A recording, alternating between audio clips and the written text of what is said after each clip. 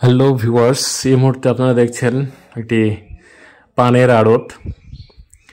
এটি হচ্ছে বাগমারা থানার রাজশাহী জেলার অন্তর্গত মোহনগঞ্জ বাজার। বিশাল পানের আড়ত।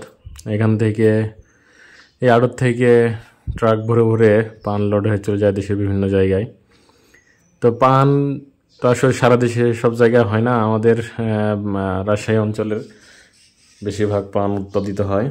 তো এই পানগুলো কিভাবে এখান থেকে আড়তে কিনা বেচা হয় এবং কীভাবে